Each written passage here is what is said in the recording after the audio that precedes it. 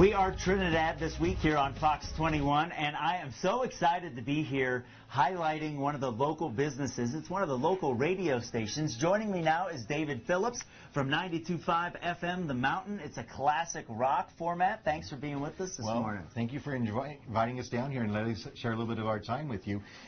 It's owned and operated by our family for the past 30 years. Yep.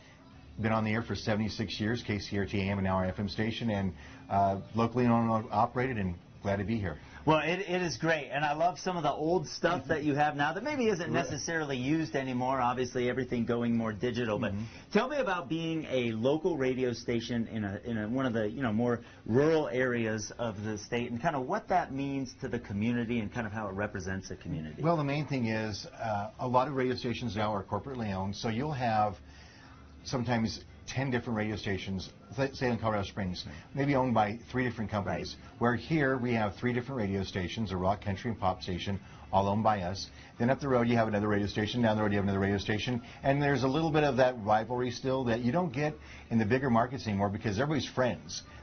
Here we kind of compete against ourselves, but we provide the local news, local sports. We still do high school sports games.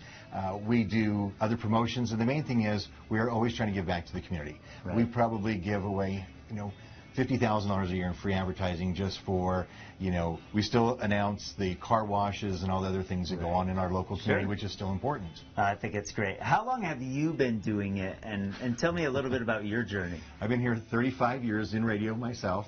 We've owned the radio station here, KCRT, for 30 years, the Phillips family. Bought it when I was 19, just turned 50. Oh, wow. And it's been a great career. The first day I worked at the radio station over in Raton. I fell in love with it, and that's what I wanted to do. So I've been blessed to have a career that I've always wanted to do. Had family backing, and over the years we've grown it from a little 250-watt AM station to a 50,000-watt FM station. Nice. That covers southern Colorado, northern New Mexico, and the entire San Luis Valley. So we've grown and continue to prosper.